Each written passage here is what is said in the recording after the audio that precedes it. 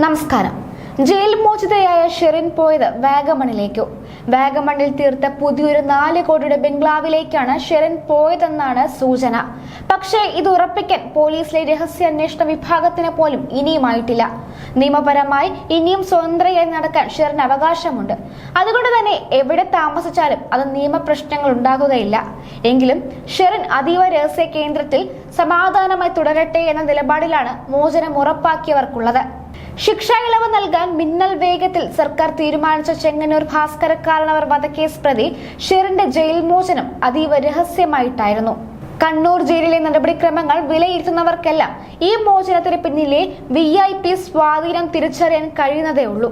ശിക്ഷ ഇളവ് ചെയ്തുള്ള ഉത്തരവ് ബുധനാഴ്ച പള്ളിക്കുന്ന് വനിതാ ജയിലിൽ എത്തിയതിന് പിന്നാലെ വ്യാഴാഴ്ചയാണ് പരോളിലായിരുന്ന ഷെറിൻ ജയിലിലെത്തി മോചനം നേടിയത്.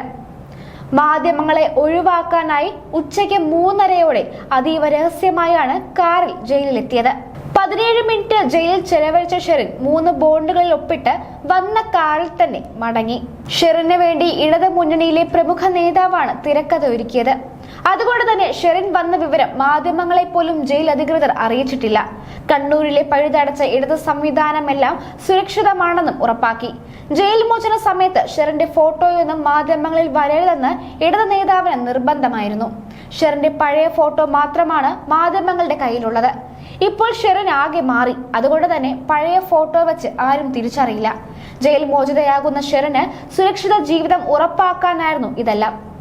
ആരും ഷെറിന് അത്ര പെട്ടെന്ന് ഇപ്പോൾ തിരിച്ചറിയില്ല. ഇത് ഉറപ്പാക്കാനായിരുന്നു കണ്ണൂർ ജയിലിലെ രഹസ്യ നീക്കങ്ങൾ. മാധ്യമങ്ങൾ ആരും ഫോട്ടോ എടുക്കുന്നില്ലെന്ന് ഉറപ്പാക്കുന്നതിൽ തന്ത്രമൊരുക്കിയവർ വിജയിച്ചു.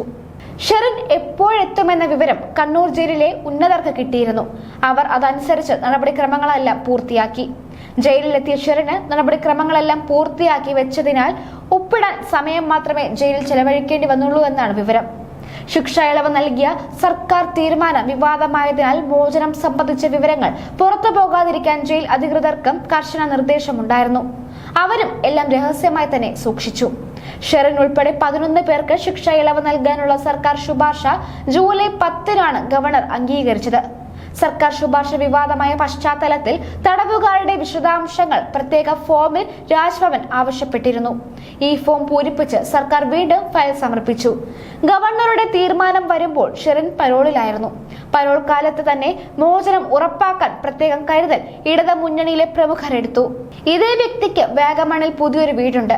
ഈ വീട്ടിലേക്കാണ് ഷെറിൻ പോയതെന്നും സൂചനയുണ്ട്.